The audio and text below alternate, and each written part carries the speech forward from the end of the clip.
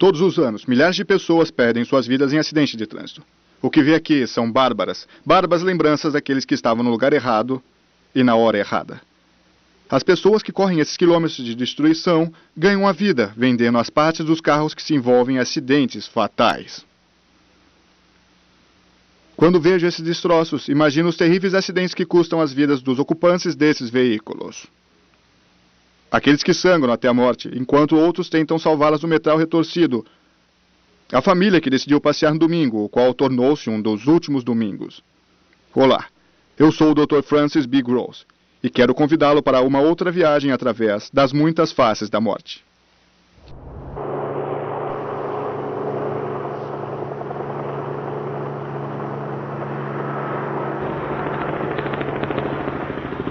A Alemanha é o lar de uma unidade especial conhecida como Anjos Amarelos. Esses homens patrulham as rodovias por todo o país. Todos os anos são responsáveis por salvar vidas de vítimas de acidentes nas rodovias.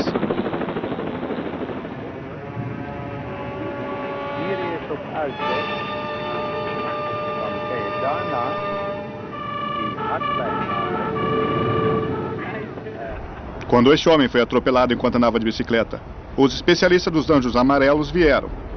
A rápida chegada ao local do acidente foi responsável por salvar a vida desta vítima.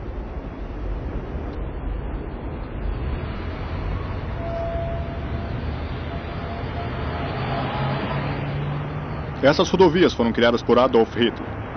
Começaram a ser construídas em 1930.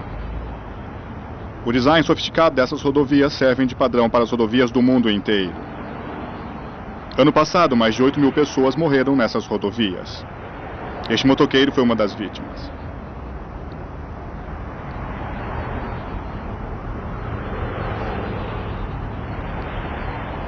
Como não há limites de velocidade nessas estradas, a possibilidade de morte aumenta muito. Quando você viaja em velocidade superior a 200 km por hora, uma curva errada pode ser fatal. Devido à evolução do transporte do século XX, a maioria dos motoristas em alta velocidade alcança seu destino. Quando não respeitamos nossas máquinas, podemos ficar a um passo da morte. Nossa percepção de velocidade é ignorada e a preocupação por segurança é esquecida.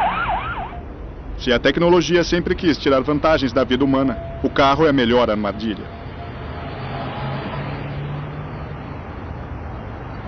O corpo humano não combina com a força de um motor. Infelizmente, não vejo solução para esta face da morte. Enquanto as pessoas dirigirem, as pessoas também irão morrer.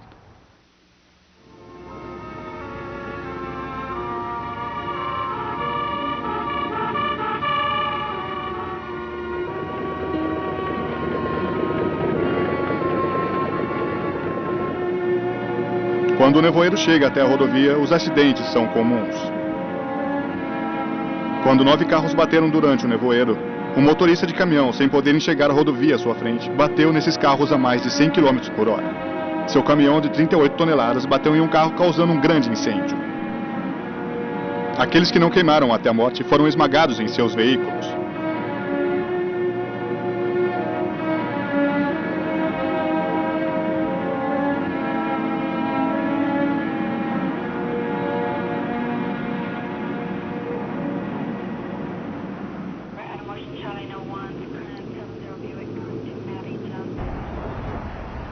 Durante o ano de 1980, a maior cidade dos Estados Unidos tornou-se o cenário ideal para a morte. E até hoje ainda não foram solucionados. O que pode me dizer do retalhador? Bem, esse cara é bem esperto. Até agora já foram 13 assassinatos e ele não deixou nenhuma pista. Teremos alguma ação hoje? Esse cara é louco, muito louco. As pessoas das ruas estão com medo, muito medo Vocês dele. atenderam a última chamada, não foi? Algum suspeito? Não. Esse cara é um desgraçado. Na metade do tempo ele corta a garganta da vítima. Na outra metade ele separa as partes do corpo. Não sei. Deve depender do tempo que ele tem. Fale sobre a vítima número 13, por favor. Tínhamos uma equipe de TV conosco naquela noite. Respondemos a chamada de uma companhia elétrica. Encontramos um homem negro de 35 anos. Sua garganta estava cortada. Pelo menos ele estava inteiro.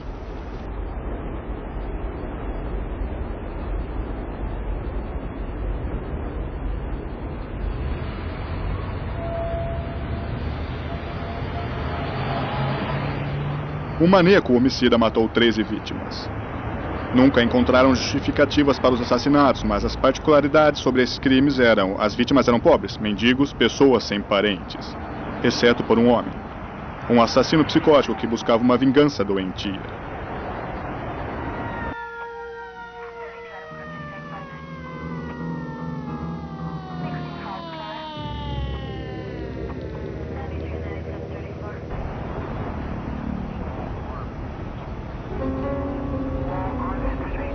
Os habitantes dessa cidade eram forçados a viver com a morte. Não importa o quanto seja horrível, eles não esqueciam que um assassino estava no meio deles.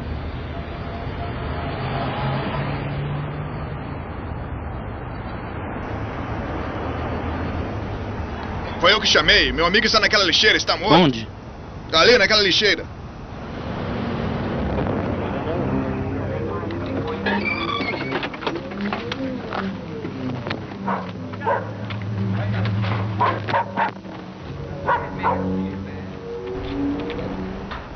Veja.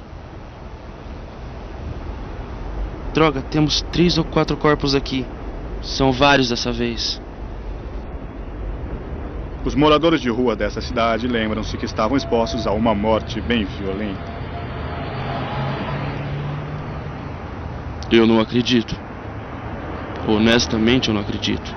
Tem medo desse assassino? Realmente estou com muito medo.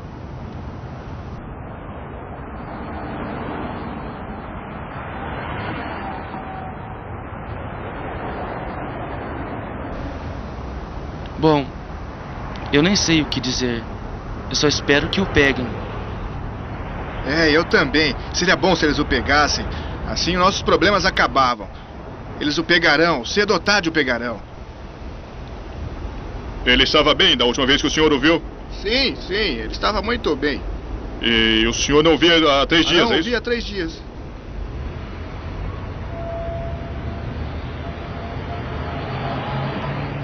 Há 3 dias. Eu disse para ele não sair, pois este assassino está nas ruas. Mas ele foi beber mesmo assim. Tentei levá-lo ao médico, mas ele não quis ir. A última coisa que ele me deu foi o cachorro. E agora ele se foi. Como se sente com tudo isso? Muito zangada. Eu espero que ele seja pego e que ele pague por tudo que fez. Disse para ele não ir beber. Agora ele se foi. Estou nas ruas há algum tempo e tento me esconder. Eu já tive muito dinheiro. Eu tinha um amigo que estava fugindo comigo. E uma noite ele saiu. Eu mandei procurar comida. E ele nunca mais voltou. E ele acabou em uma lixeira, com um corte muito, muito feio. Espero que o peguem, este cara. Sei que não posso falar nada sobre ele, mas eu gostaria. Espero que ele tenha orgulho de si mesmo. E quando for pego, espero que vá para a câmara de gás. Só posso dizer isso. Eu tenho medo, muito medo. E eu não sei se ele sabe onde eu moro. E isso não importa, porque eu estou sempre fugindo. Eu posso estar em qualquer lixeira, em qualquer lugar. Ele encontrará alguém. E ele é doente, muito doente. Quando a pacífica comunidade de Castle Beach tornou-se o cenário de uma série de assassinatos de garotas ou adolescentes, os moradores passaram a conviver com medo da morte.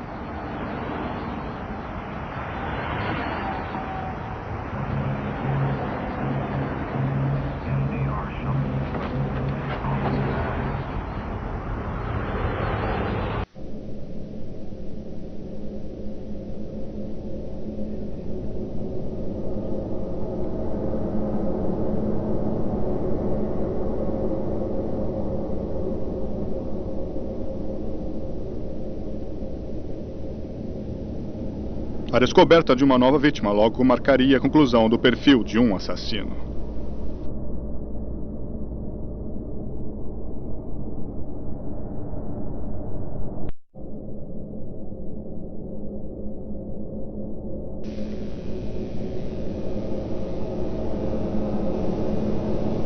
Essa garota foi morta da mesma maneira? Até agora não temos certeza, mas o método parece ser o mesmo. A idade dela era a mesma das outras? Bem, ela era oriental, tinha uns 20 anos e não temos outra identificação positiva. Ela foi espancada como as outras? Não posso dizer esse tipo de informação. Alguma semelhança com as outras mortes? Com licença, mas não posso responder mais nada. Mais tarde faremos uma coletiva para responder todas as suas perguntas.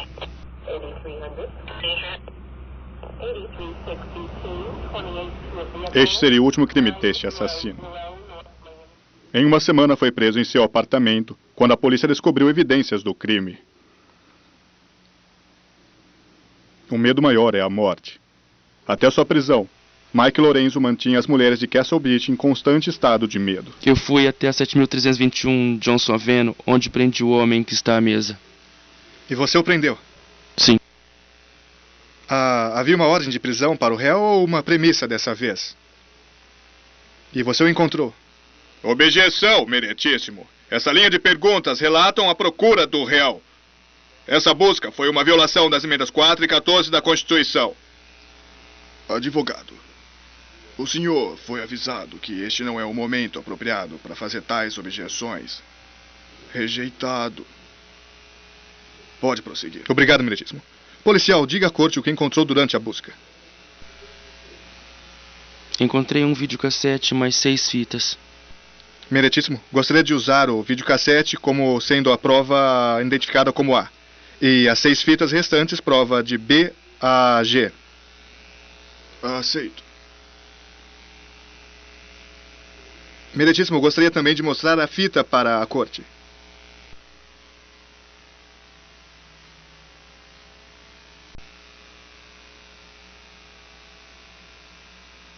Prossiga.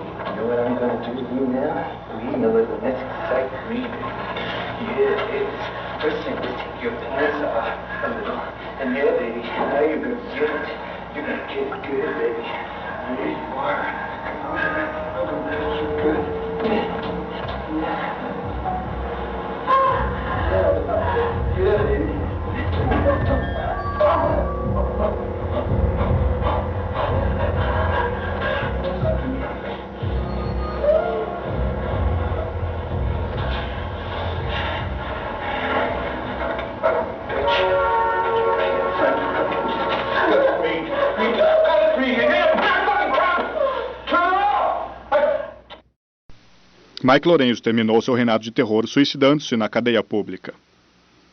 Tirar sua vida com as próprias mãos foi mais fácil do que encarar o castigo da sociedade.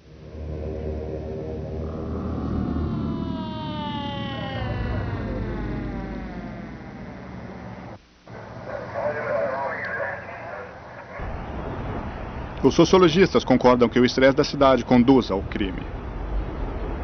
Quando uma pessoa é forçada a viver em um mundo onde o barulho das pessoas nas ruas e dos carros não permitem um momento de descanso, um desgaste emocional geralmente acontecerá.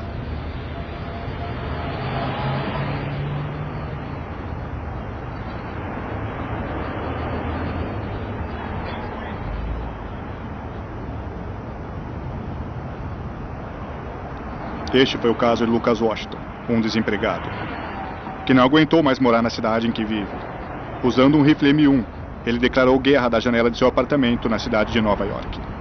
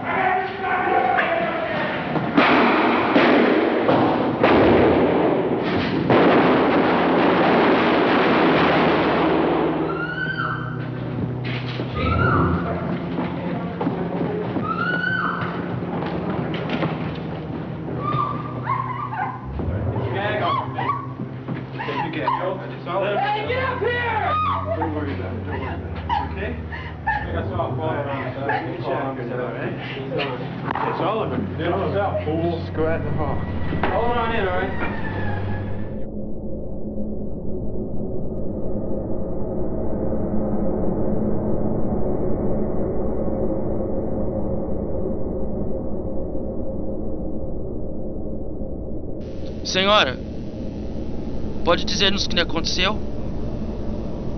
A jovem testemunha sobreviveu aos tiros entre Washington e a polícia. Com um grande trauma emocional, essa inocente vítima ainda está sob cuidados psiquiátricos. As consequências desse terrível crime, ela sofrerá com terríveis pesadelos nos meses seguintes.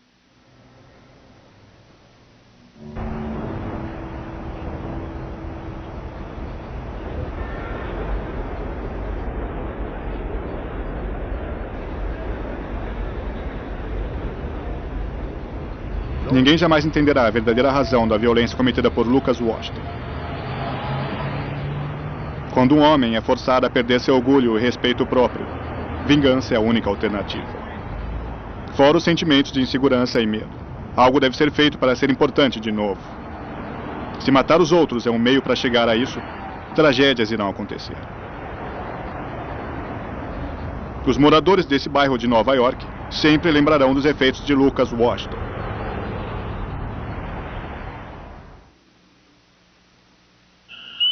Os modestos pantos de Everglades, no sul da Flórida, são o portão de entrada de 70% da maconha e cocaína importada dentro dos Estados Unidos, por avião ou por barco.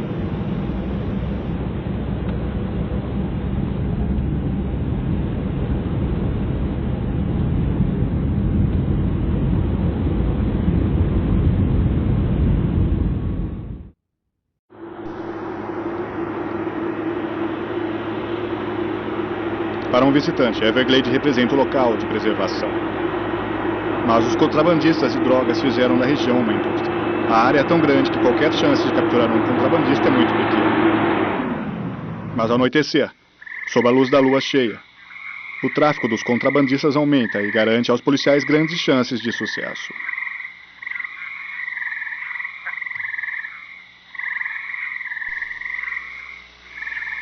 Lá estão eles.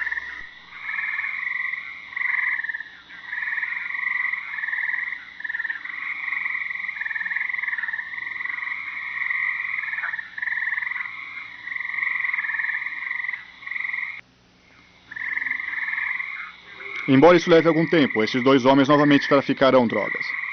Eles representam uma pequena porcentagem da comunidade de traficantes de drogas. Os canais de mangues no sul da Flórida são outra área de transporte e recebimento de drogas.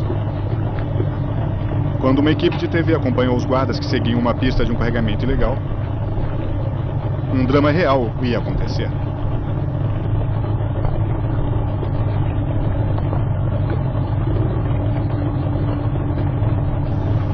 Dave, parece que tem um barco ali.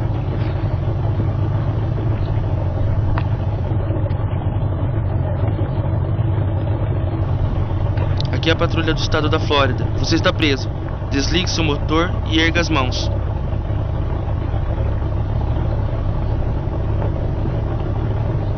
Que merda! Esses idiotas estão vindo em cima de nós. Abaixe e segure-se. Central, aqui é a patrulha 3 de Ray. 2 suspeitos armados atiram em nosso barco.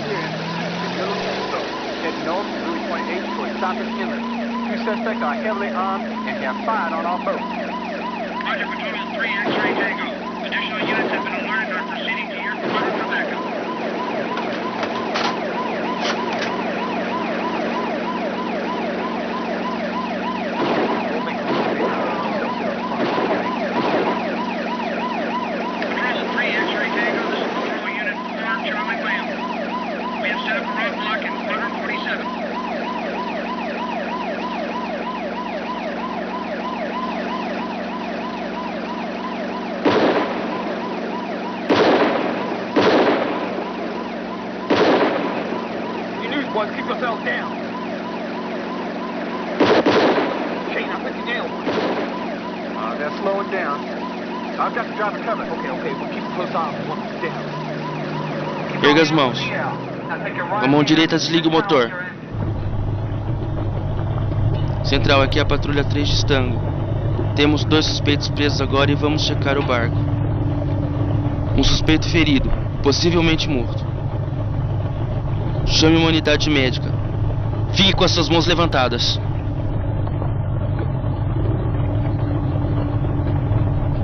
Após uma caçada em alta velocidade, os traficantes foram presos.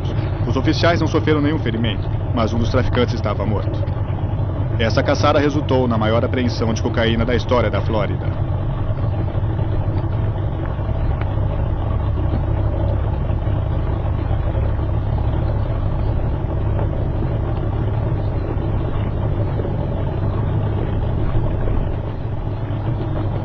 O contrabando descoberto nesse barco tinha um valor de 10 milhões de dólares. A maioria das mortes nessa área são de traficantes. No ano passado foram apreendidos 7 milhões de quilos de maconha, com um valor de mercado de 1,3 bilhões de dólares.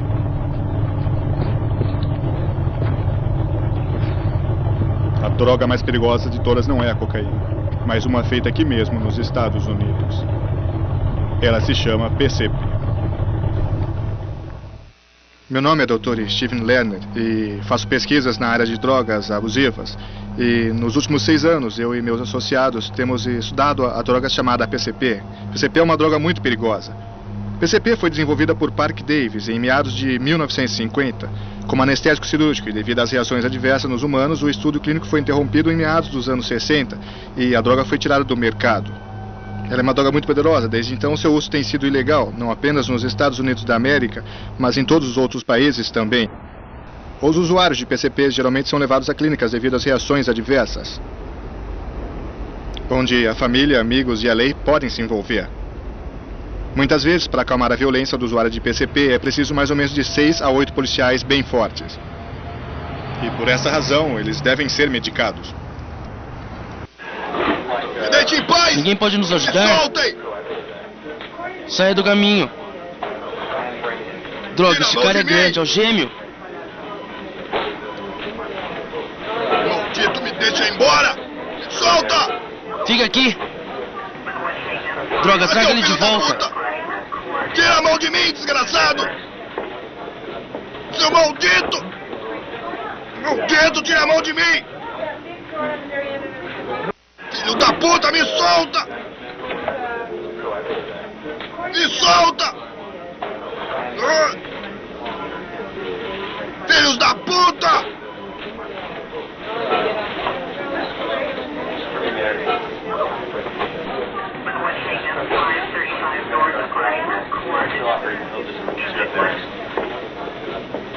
Calma, calma. Cuidado com os pés dele. Cuidado. Ele está muito nervoso. Segure o pulso dele.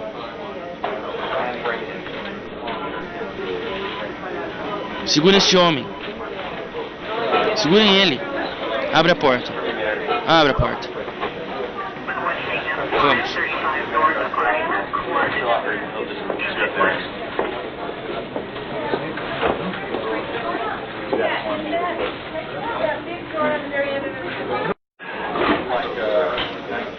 Isso são 5 mg de PCP.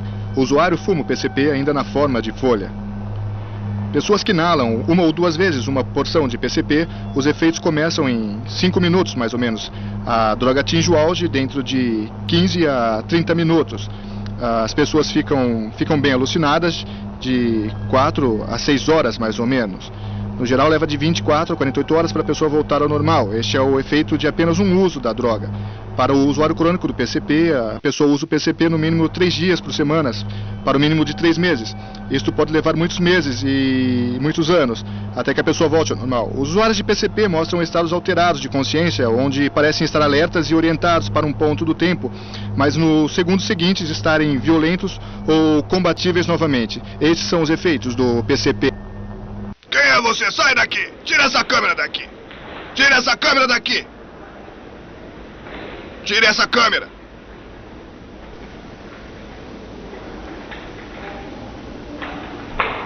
Eu não vou beber nada! Beba, Willy. Eu não vou beber! Beba esse remédio. Fará bem a você. Beba tudo. Engula, Willy. Engula o remédio, engula. Vamos dar uma injeção nele. Eu não vou beber essa merda!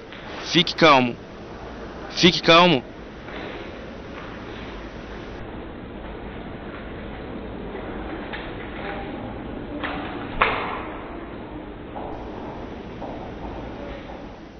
Quando este homem acordar do efeito da droga, mais uma vez enfrentará a realidade a qual ele tenta esquecer. O uso de drogas pelas pessoas aumentou muito nas últimas 2 décadas.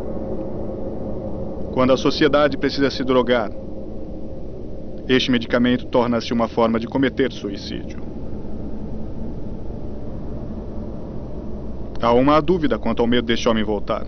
Ele irá voltar ao seu velho amigo, PCP.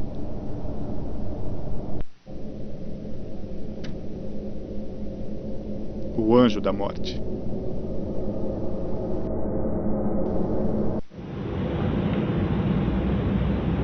Para aqueles que sofrem de acrofobia, o medo de alturas, o pensamento de saltar de paraquedas de um avião seria uma loucura.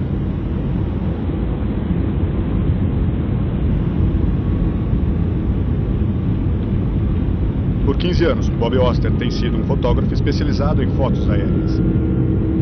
Ele escala o suporte em preparação para a filmagem de uma competição de paraquedas. O piloto mantém o avião em sua posição.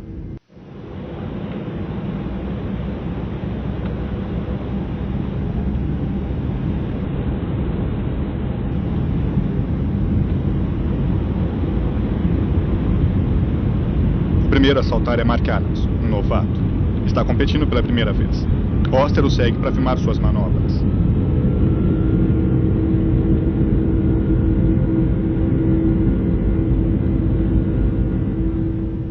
A competição é de salto livre e o objetivo é pousar na área designada.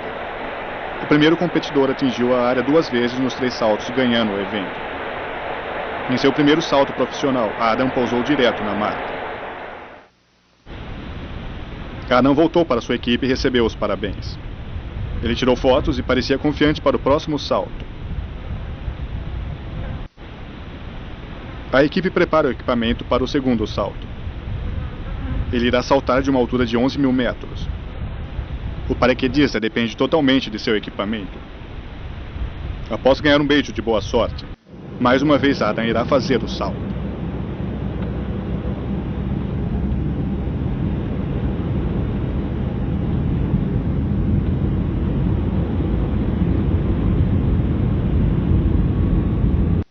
Quando o vento forte tira Adams do alvo, sua equipe fica preocupada com sua segurança e vai atrás do paraquedista. Cecil Clemons, dono do Gatorama, recorda aquele trágico dia. Aquele acidente foi a coisa mais terrível que eu já testemunhei. Eu saí até o pátio e eu vi este homem descendo de paraquedas. Ele pousou dentro do lago de crocodilos.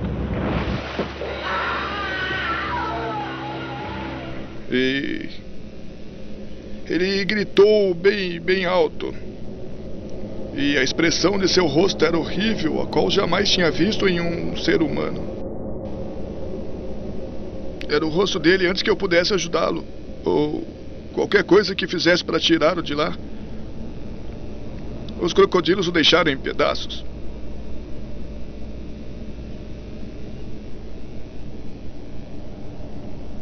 Eu não pude fazer nada. Ninguém poderia ter feito nada. Adams pousou em um alvo que custaria sua vida. Visitei El Salvador pela primeira vez há 20 anos atrás. Nesta época, havia a esperança que essa nação seria uma grande aliada dos Estados Unidos da América. Infelizmente, foi um sonho muito curto. Hoje, este país é uma anarquia política total. Estando aqui, imagina-se que tudo é calmo e sereno. Mas o que você não vê é um muro de 30 metros cercando essa propriedade.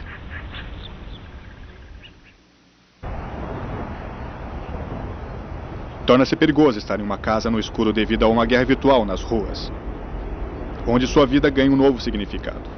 Essa é a razão pela qual voltei a El Salvador. Aprendi que os ideais políticos não são mais importantes que a vida humana.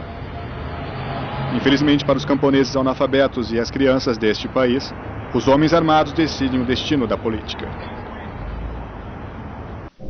Em El Salvador, tortura é uma técnica comum usada para obter informações dos prisioneiros.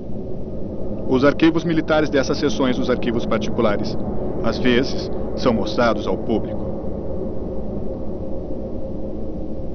Carlos Marino era um homem que esteve no lugar certo, na hora errada.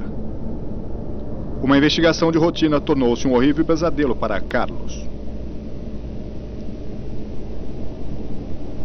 Os métodos para conseguir informações é tão antigo quanto a própria civilização. Cruel, mas efetivo. Quando Carlos não respondeu às técnicas de interrogação, a dor aumentava. O objetivo era que ele falasse através de uma combinação de dor e de medo.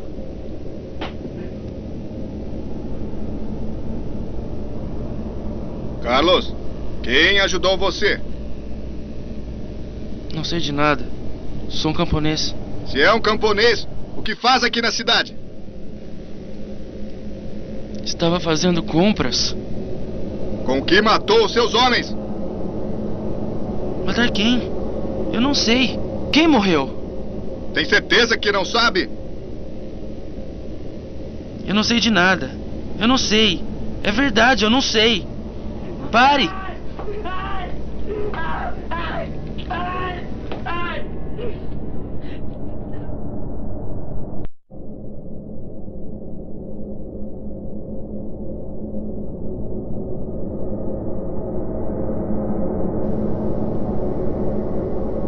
O terrível interrogatório continuou por horas, e o prisioneiro ainda não cooperava e se recusava a dar a resposta correta. Novas técnicas teriam que ser usadas, mas primeiro, Carlos precisava ser acordado.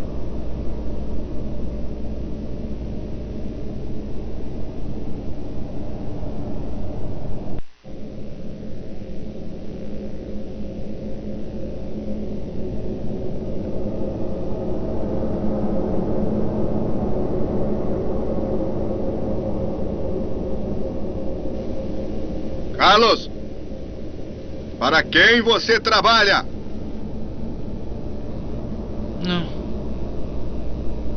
Não trabalho para ninguém.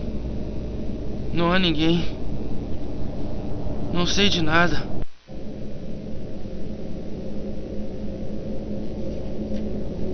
Não de nada. Não sei de nada. Mesmo estando meio desacordado, Carlos não conseguia dar qualquer informação. Desorientado e com muita dor, Carlos era um homem corajoso, ou realmente inocente. Apenas algumas pessoas aguentariam tanta dor. Não, não, de novo não, de novo não.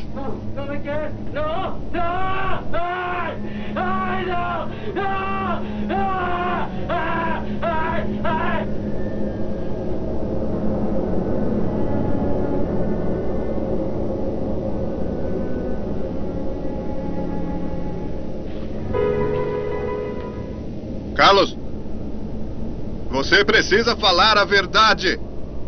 Essa é a sua última oportunidade.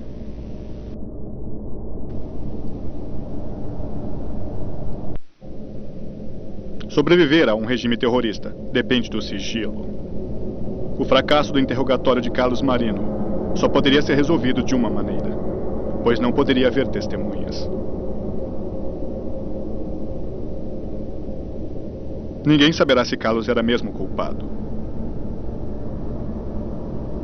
Meu amigo Alfred Gerhard nunca quis sair desse país em guerra. Ele acredita que algum tipo de político moderado será encontrado. Eu espero que sim. Eu já confirmei minha passagem aérea para os Estados Unidos da América. Confesso que quero sair daqui. Eu não falo espanhol e eu não quero morrer em uma guerra que não estou envolvido. Mas admito que sentirei falta de uma coisa: a tequila caseira de Alfredo. Vida longa para a Revolução.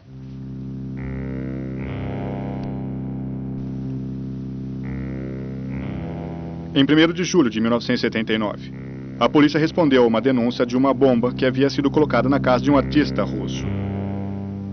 O tempo era essencial. A vida destes profissionais estava à mercê de uma bomba que poderia explodir a qualquer momento. Não poderia haver pânico. Paciência era a chave do sucesso e da sobrevivência.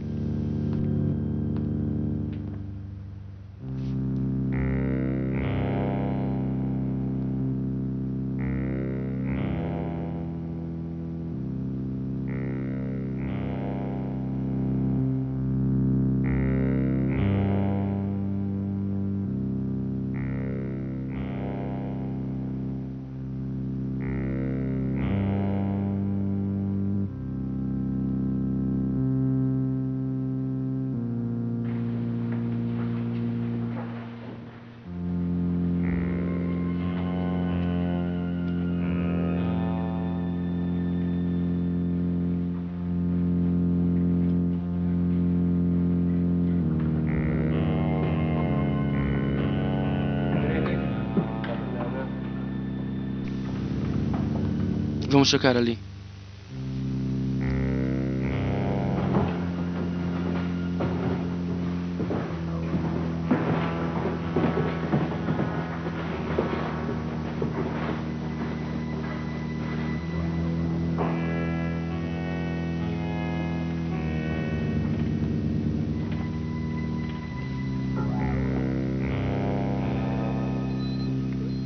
Temos um alerta. Esquadrão, temos um alerta.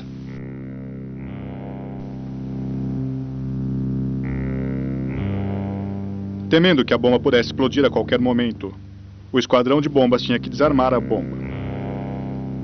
Uma proteção de metal foi erguida para proteger os membros do esquadrão de bombas e a equipe de TV.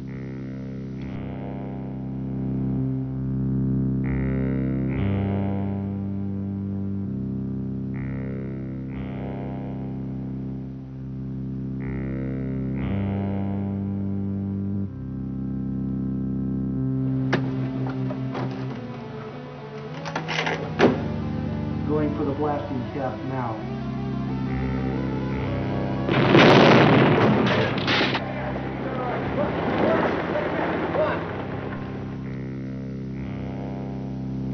O membro do esquadrão de bombas encontrou a morte em seu trabalho.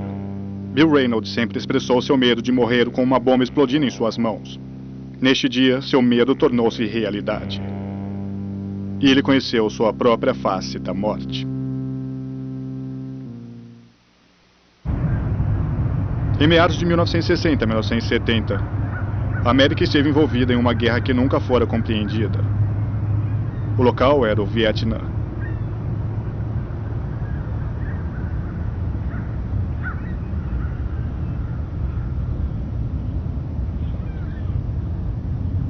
Um país dividido por uma guerra civil.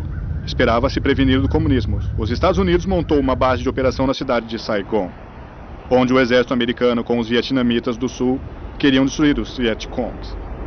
Infelizmente, foi uma guerra que ninguém podia vencer. Por 5 anos, Cliff Friedman foi cameraman no Vietnã.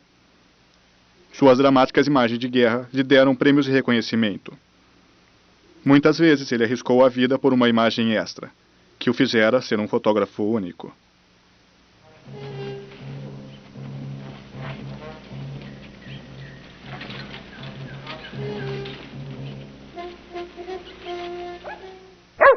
Friedman nunca usou uma arma durante suas filmagens no Vietnã. Se ele tinha medo de morrer, suas imagens foram testemunha de sua coragem. Meu Deus! Abaixem-se!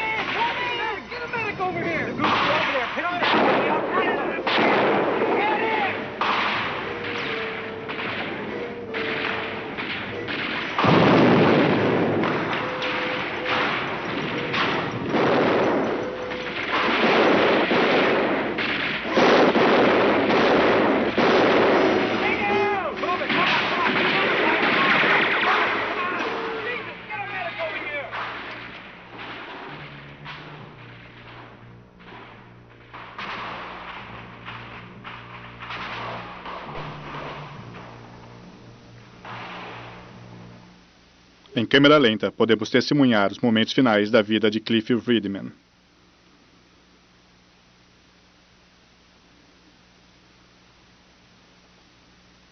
Embora Friedman tenha filmado seus últimos momentos, há outros que dizem que ele gravou a imagem de sua própria morte. É estranho falar sobre isso, porque foi uma experiência muito pessoal. Precisei ir a um hospital e me senti muito sozinha. Eu fiz uma cirurgia do coração.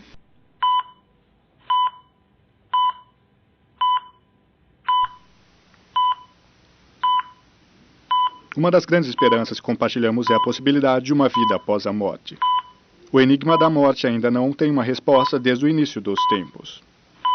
Se existe um medo universal, deve ser o medo da morte. O caso de Mary Stevens deu um novo ponto de vista para este mistério sem solução. Meu coração parou de bater e estive morta por alguns minutos. E eu não sabia o que estava acontecendo. Tudo em mim estava vermelho. E eu pensei, estou morta. Meu Deus, estou morta. Saí do vermelho e fui para uma luz branca. E de repente me senti muito segura. Vi meu marido. Sentia muita falta dele. Eu estava tão feliz. Minha irmã Glória estava lá. As pessoas que eu amava. Até minha melhor amiga. Era tão maravilhoso.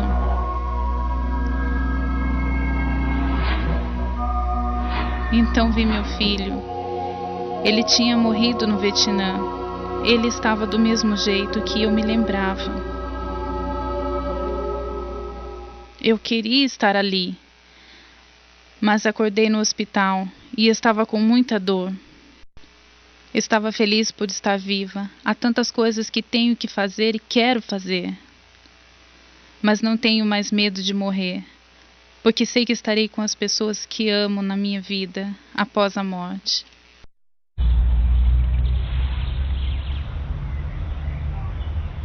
Em uma tarde de primavera de 1979, Frank Maynard estava diante de uma decisão final: tirar ou não a sua própria vida. Após estar desempregado por vários meses e divorciar-se, Maynard decidiu que suicidar-se seria a sua única saída.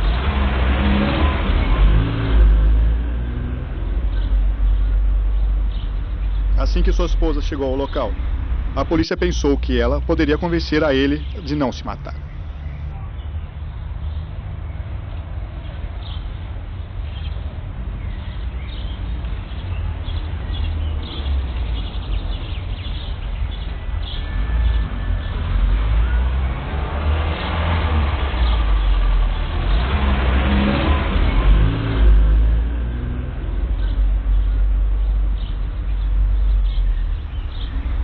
Fingindo-se de zelador, ele chegou até a janela.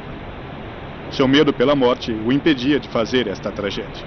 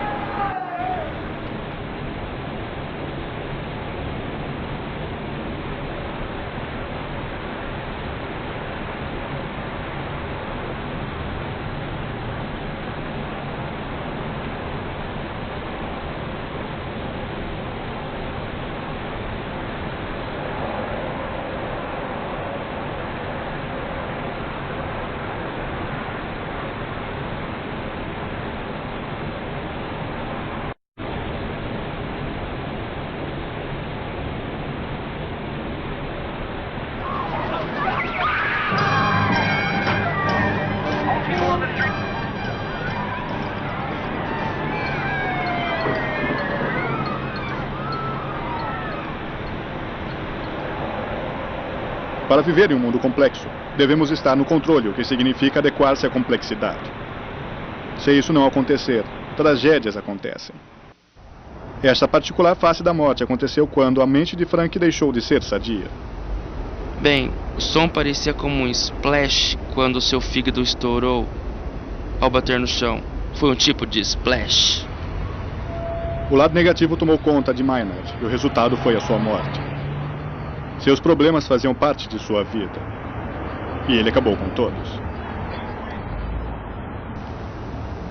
E de repente ele pulou da janela. Eu não sabia o que estava acontecendo. Eu estava passando com uma garrafa de vinho. Eu estava passando quando vi ele pular. Quando aquela mulher gritou. Não sei o que aconteceu.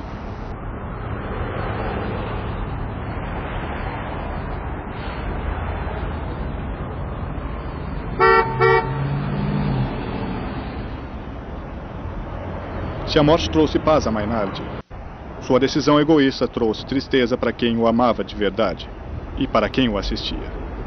Esse final de uma fuga poderia causar pesadelos para a mente de muitos.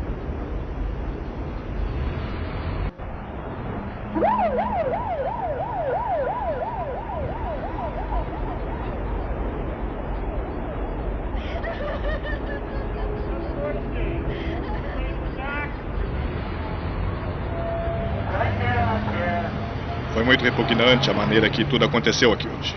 Uma pessoa morreu aqui hoje. E eu sinto pena dele. Sinto muita pena.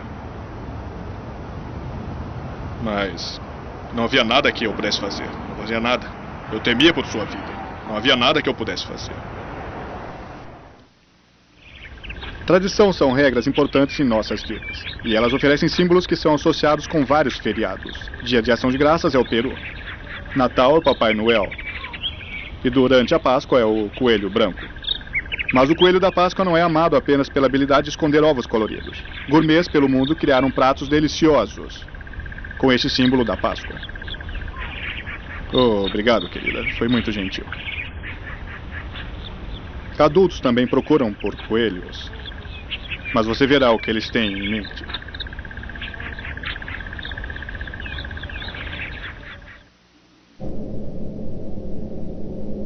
Em 1980, 2 milhões de quilos de carne de coelho foi consumida em Los Angeles. Para atender esta demanda, matadouros por toda a América decidiram entrar neste mercado. Este matador, em particular, mata em média 600 coelhos por dia. Os produtos desses animais têm ótimo preço no mercado.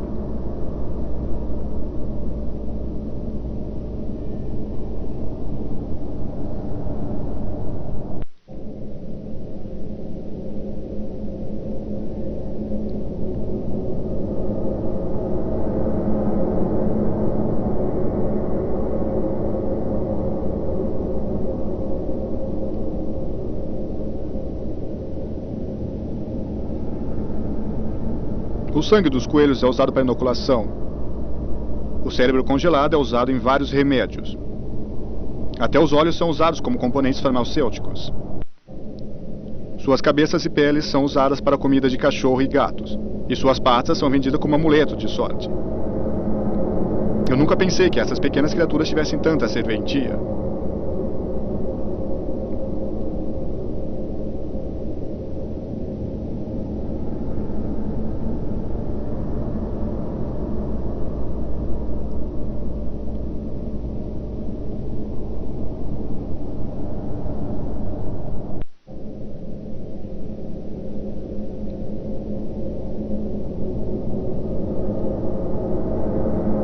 As tripas são usadas na engorda dos porcos.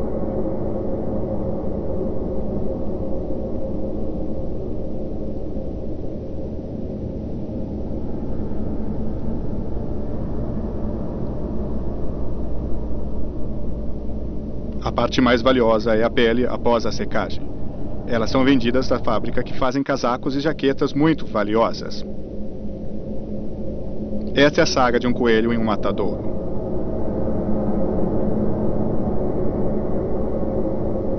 Fast food tornou-se um meio mais prático para aqueles que odeiam cozinhar. Depois do hambúrguer, frango é a comida mais popular na América. A demanda deste alimento em 1980 foi tão grande que 4 bilhões de galinhas foram mortas. Neste matador em particular, 20 mil galinhas são mortas por dia, a uma média de 2 mil por hora.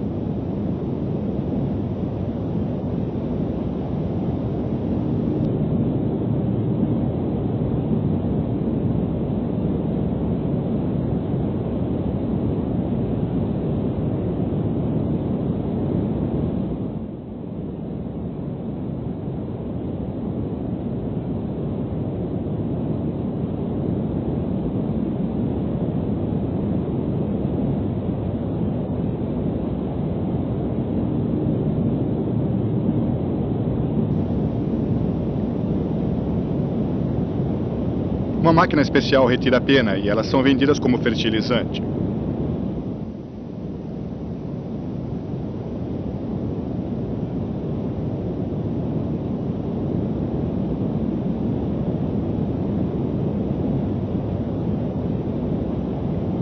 Após o processo de lavagem, suas peles são chamuscadas com fogo para matar qualquer bactéria externa.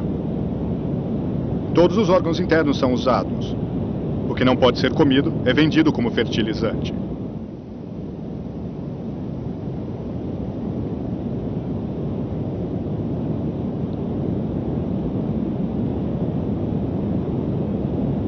Essa parte prepara a galinha para o mercado. Depois de congelada, está pronta para o consumo humano. Aleluia, América.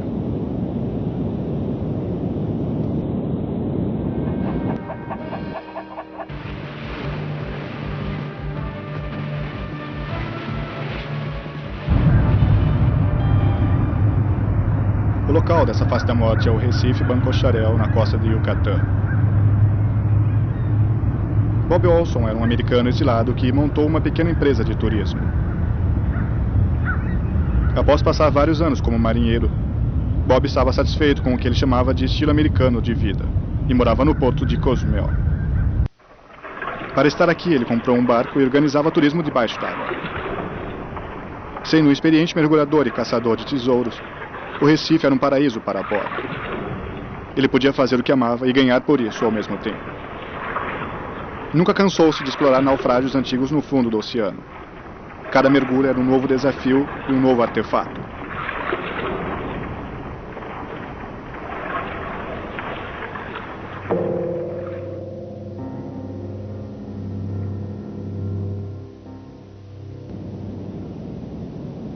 Ele ensinava aos turistas como alimentar seus amigos peixes.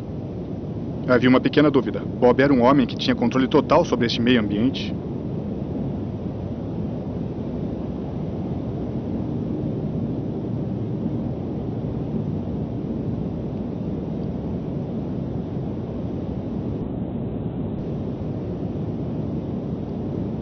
Bob sempre dizia aos turistas antes que eles mergulhassem que seria algo totalmente diferente.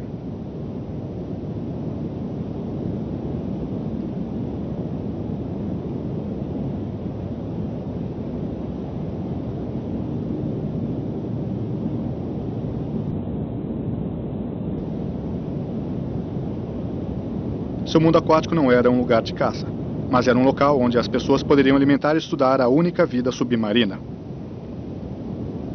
Olson respeitava o mar, e em troca, ele esperava que o mar o respeitasse.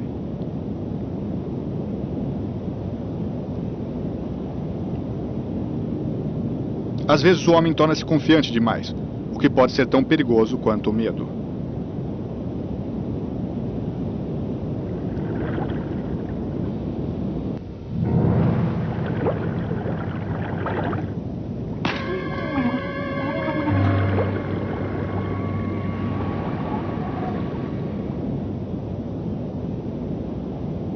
Embora a barracuda não agrida o homem, o peixe ficou confuso e mordeu Olson no rosto com seus dentes de tubarão.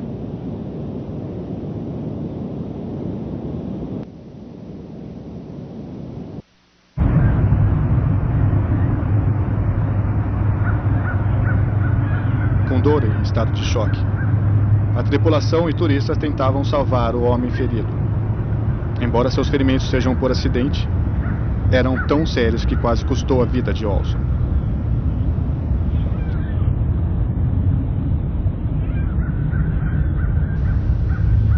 Pegue umas toalhas para estancar o sangue. Corram! Devem estancar o sangue logo. Meu Deus, ele precisa de ajuda. Ele está precisando de pontos. Agache no estojo de primeiros socorros. Corro!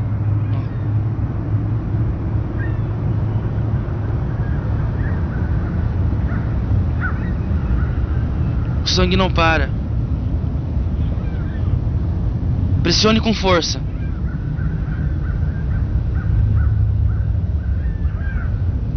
Traga mais gases pra cá. Coloque na cabeça dele, ok? Coloque o oxigênio. Ok, coloque o oxigênio.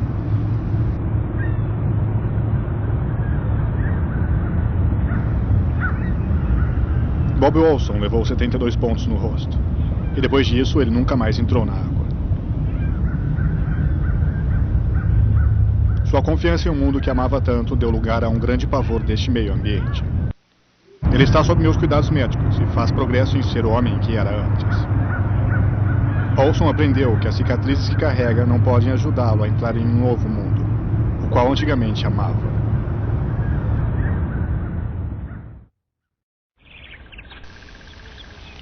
Infelizmente, esta é outra circunstância onde um bom mergulhador tenta uma alta tecnologia de mergulho em cavernas e basicamente joga sua vida fora, porque eles não tiveram treinamento e equipamentos adequados.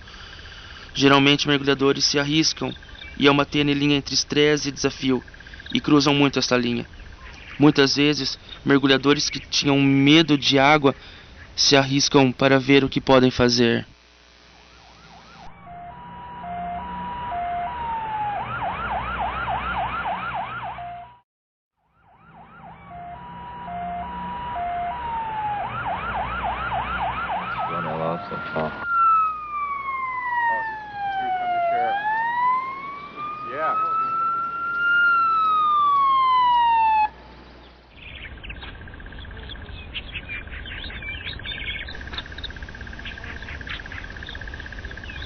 Daí 2 mergulhadores entraram e apenas um saiu.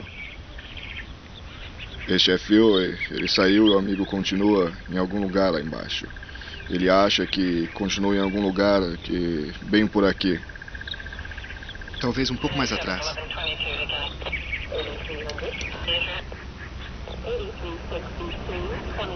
Podemos antecipar um, talvez 2. Talvez devêssemos vir até aqui e depois nós voltarmos e checar esses túneis. E se não encontrá-lo, voltar por aqui e checar essa passagem e depois voltar. Mergulho em caverna é um local muito perigoso que um iniciante pode explorar. Regras devem ser seguidas antes de entrar neste meio ambiente. A experiência de mergulho pode preparar uma pessoa para o mergulho em caverna.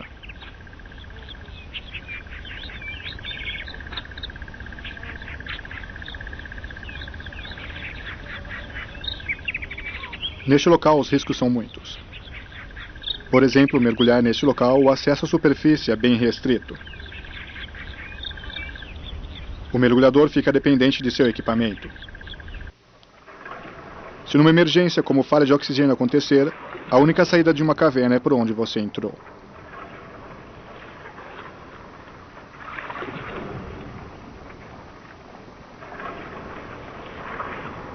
Ainda que muitos mergulhadores ignorem este problema, os planos de emergência são falhos. Quando acontecer uma situação de perigo como esta, os novatos devem confiar em sua luz de mergulho.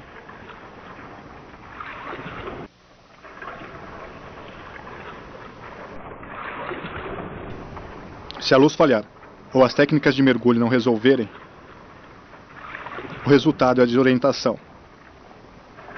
A reação normal é o pânico, seguido de ficar preso neste labirinto aquático e, eventualmente, afogar-se.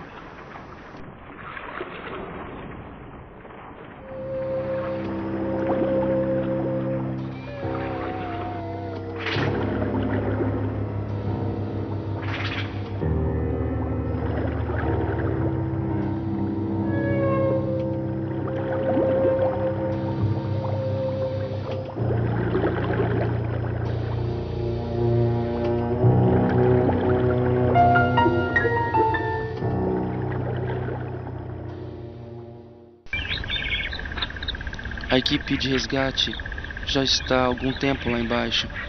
Deveríamos chamar outros mergulhadores. Fiquem em alerta.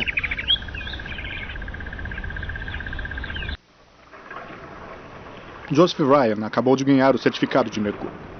Ele era um novato e ainda tinha um falso senso de habilidade. Acreditou que sua experiência era o suficiente para qualquer emergência. Na teoria, ele sabia o que fazer. Mas ao separar-se de seu companheiro, ficou aterrorizado. A partir disso, sua chance de sobrevivência era pouca. Ao temer por sua vida, ele ficou em uma situação onde assinou seu próprio atestado de óbito.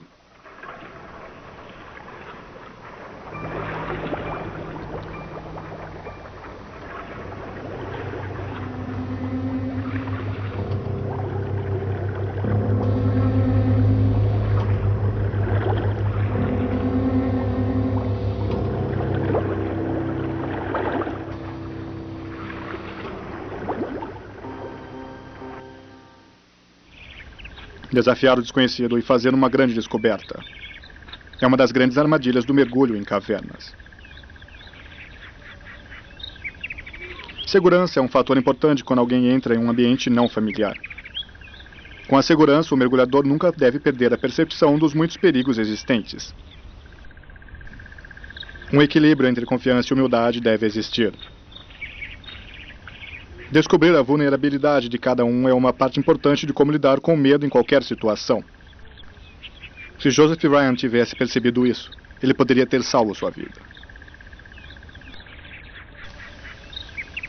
Há uma tênue linha entre estresse e desafio, e devido ao ego ser mais forte, nos arriscamos. Este é um esporte de responsabilidade. Você deve entender os riscos envolvidos.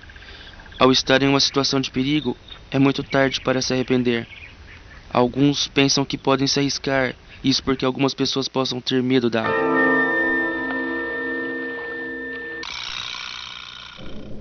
John Ruskin uma vez escreveu a cobra como um horror rastejante. Há dúvida sobre a cobra ser mesmo uma criatura estranha. Elas não têm pulmão e sobrevivem ao processo de evolução, o que foi necessário para fazer das cobras o que são. Uma vara estreita, com uma cabeça no final. Nenhum desses répteis tem anticorpos no sangue.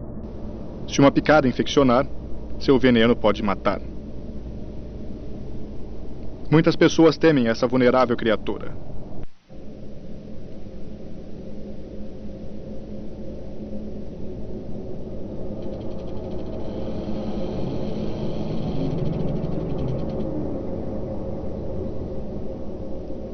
Andy Kukolas trabalha com veneno de cobra há 20 anos. Durante esse tempo, ele realizou vários estudos sobre o comportamento das cobras. Aproximadamente 100 pessoas morrem todo ano devido à picada desse animal venenoso. O guizo da cobra anuncia a picada em animais grandes. Quando essa cobra ataca os humanos, não consegue dar uma boa picada. Muitas pessoas conseguem sobreviver. Quando Jerry Davis decidiu arrumar o encanamento da cozinha, acidentalmente descobriu um ninho de cobra enquanto consertava o encanamento da cozinha. Antes de reagir, ele foi picado na mão e imediatamente entrou em choque. Dentro de alguns segundos, as cobras moveram-se por toda a cozinha. O xerife chegou com Andy. E Jerry Davis precisava de ajuda médica, mas primeiro as cobras tinham que ser removidas. Por sorte, esse incidente aconteceu na cidade de Andy.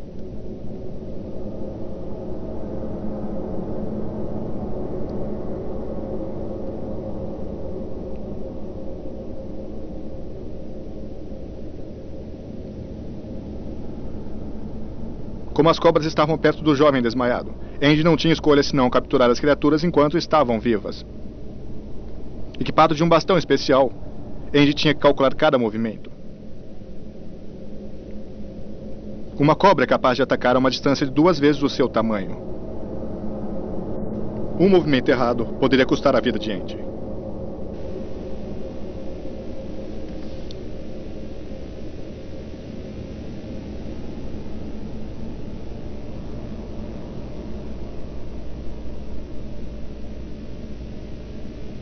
Fique de olho naquela grande, por favor. Como a cobra rastejava perto do corpo de Jerry Davis, Andy tinha que ser mais rápido. Em minutos, o jovem poderia morrer se não fosse medicado de imediato.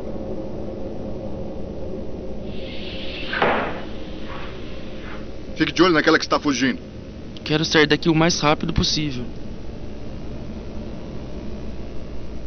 Essa é a maior Tenha de todas. cuidado.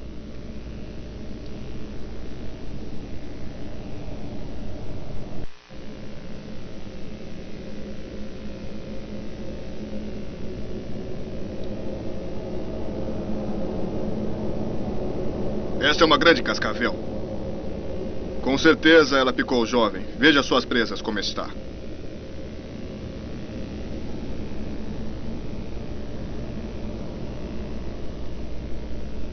Não sinto o pulso.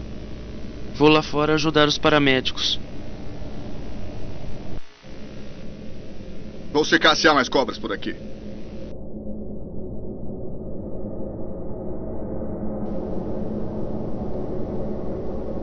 O momento não poderia ser mais perfeito. Enquanto o Andy capturava a última cascavel, os paramédicos chegaram ao local.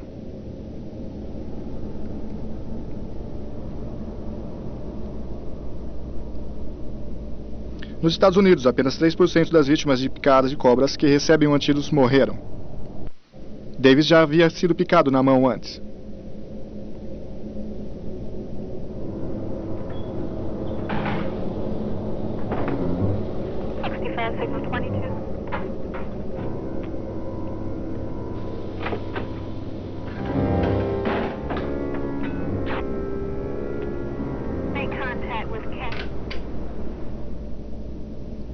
Enquanto a mãe do jovem era consolada pelo xerife, os médicos faziam o socorro. Após ver um incidente como este, é fácil entender por que a maioria das pessoas tem medo de cobras. Quando a senhora Davis viu a mão de seu filho, ela associou esta horrível experiência com cada cobra que viria a partir daquele momento. Felizmente para seu filho, o ferimento não era tão grave. Alguns dias depois, ele deixou o hospital com a saúde perfeita.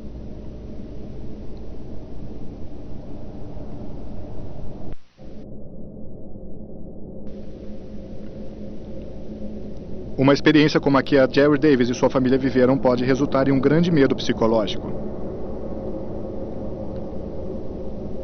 Houve dor e medo, e pânico momentâneo, até mesmo pensamento de morte.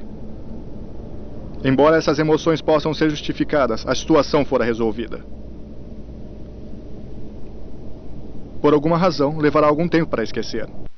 O pesadelo foi criado por uma criatura que tem um potencial mortal.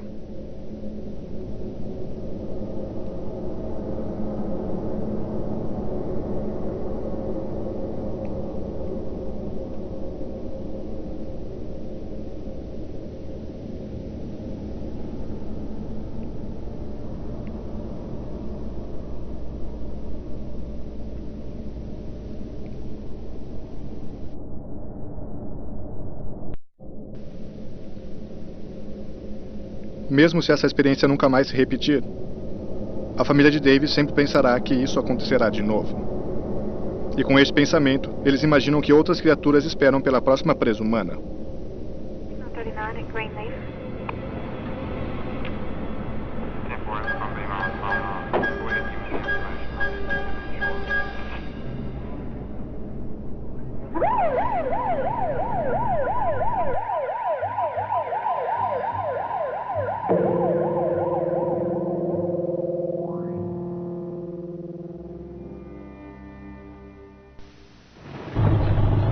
As águas cristalinas do Pacífico Sul é o cenário de um terrível exemplo de morte. Miles Goodman, um renomado biólogo marinho e um cineasta aquático, levou sua equipe para a ilha de Boquia para completar o documentário sobre o comportamento dos tubarões.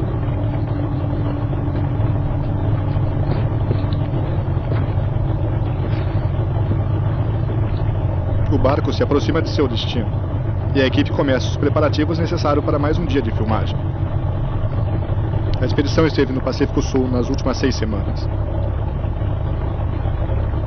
Embora tenha contratado uma equipe experiente, Goodman tinha um acordo de sorte com a Mãe Natureza, pois o dia não poderia estar mais bonito.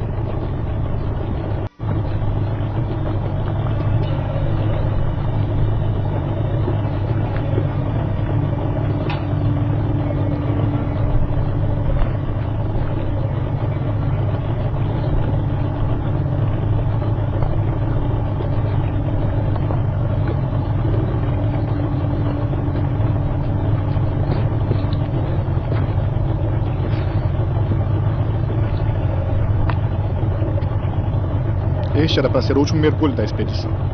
E também o mais terrível. Foi durante este mergulho que Goodman planejou filmar diferentes variedades de tubarões, dentro de uma área com várias iscas bem no fundo do oceano. Incitar os tubarões com comida iria colocá-lo em uma situação muito perigosa. Por isso, a equipe percebeu que eles teriam somente um tempo para filmar.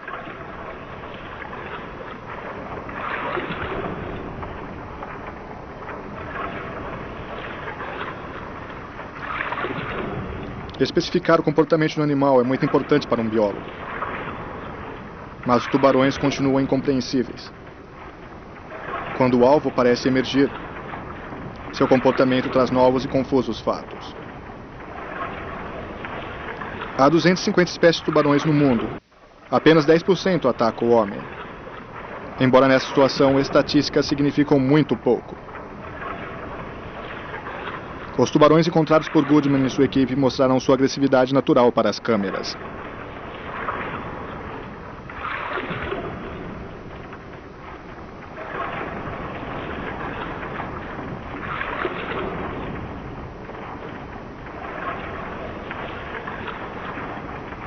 Assim que os tubarões encontraram as iscas, filmar não poderia ter sido a melhor escolha. Lewis Carroll uma vez escreveu: "Quando a maré sobe e os tubarões estão por perto, sua voz tem um som tímido e trêmulo." Se Goodman ou alguém de sua equipe tivessem algum medo de ser morto por tubarões, eles teriam pouco tempo para lidar com essa emoção. Embora armados com equipamentos submarinos, a equipe percebeu que tinham pouca proteção contra esse habitante das profundezas.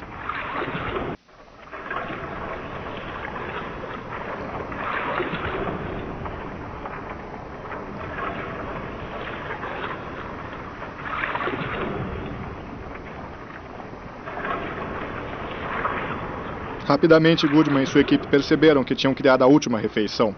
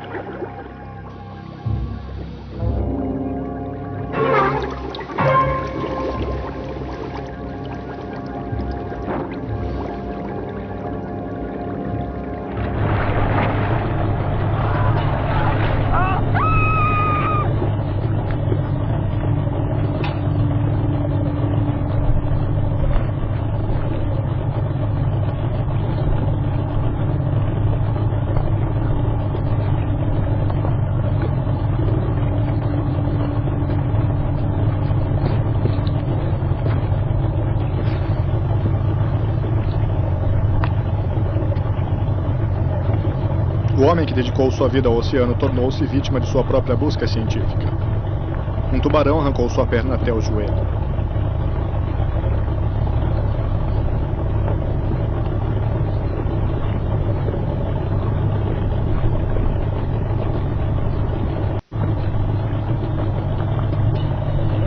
Muitas pessoas temem que um dia sejam atacadas ao nadarem no oceano.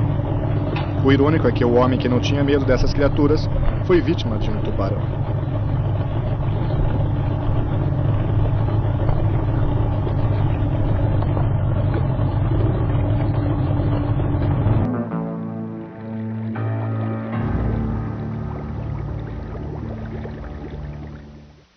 Você já foi vítima de um crime? Quase todos já foram. Isto pode ser completamente devastador para aqueles que foram vítimas. A mentalidade do crime é bem simples. Sua perda é o meu lucro. Essas pessoas são da classe média, presas como abutres diante da ingenuidade. Vamos agora ver a última face da morte. Alguns dizem que é justificável. O tipo da morte que sofreram parece ser merecido. Nenhum homem tem o direito de julgar a outro homem. Mas acredito que Deus castiga aqueles que são injustos com os outros, na forma de condenação eterna, uma vez que a maldosa alma deixou o plano terreno. Dessa vez, a morte tem a forma de um animal.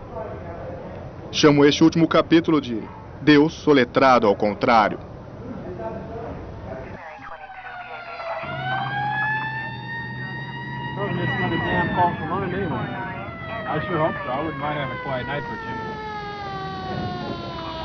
Oh, meu Deus. Dê minha arma depressa.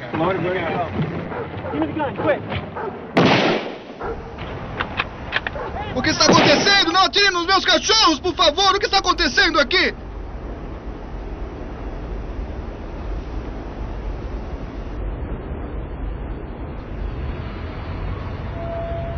Se o cachorro é o melhor amigo do homem, é também o melhor protetor do homem. Cães de guarda ainda são a melhor arma contra o crime. Marv Jacobs é o dono de uma oficina há 10 anos. Depois de vários assaltos, instalou uma câmera no estacionamento. Como proteção adicional, comprou 2 cães de guarda para garantir a segurança. Na noite de 14 de março de 1980, 2 homens entraram na propriedade de Jacob, onde o perigo os aguardava. Enquanto um dos ladrões conseguiu fugir, o outro foi morto pelos cães de guarda.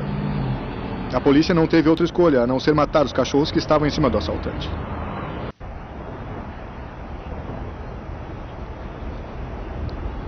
Dois pastores alemães guardavam o estacionamento e eram a morte para quem entrasse no local. Infelizmente, os 2 cães tiveram que morrer por cumprir tão bem o seu dever. A vida humana, mesmo a que a de um criminoso, é mais importante do que a de um animal.